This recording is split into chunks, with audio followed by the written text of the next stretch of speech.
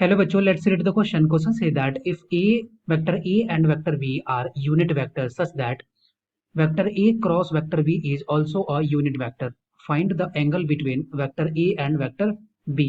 Discuss करते हैं। तो यहाँ पे इस क्वेश्चन को करने के लिए की कॉन्सेप्ट क्या हो जाएगा? क्वेश्चन का की कॉन्सेप्ट हो जाएगा cross product of vector, cross product of vector.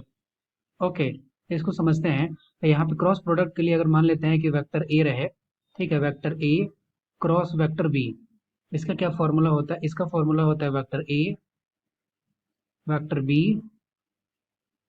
Sign theta, और यहाँ पे होता है यूनिट वेक्टर। ठीक है, अब ये यूनिट वेक्टर जो है वो डायरेक्शन शो करता है, और वो जो डायरेक्शन होगा वो परपेंडिकुलर होता है वेक्टर ए का भी और वेक्टर बी का भी। अब इसके हेल्प से हम लोग इस क्वेश्चन को सॉल्व कर पाएंगे।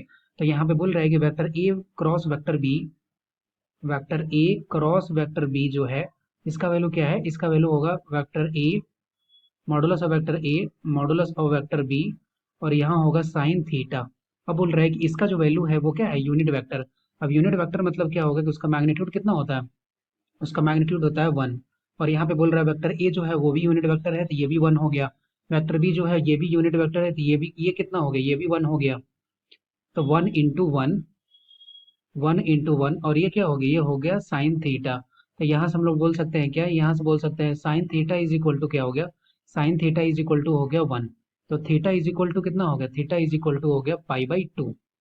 Theta is equal to pi. इसका मतलब कि वेक्टर ए और वेक्टर बी के बीच में वेक्टर ए यहाँ पे होगा, तो वेक्टर बी जो होगा वो इसके साथ क्या होगा? परपेंडिकुलर होगा।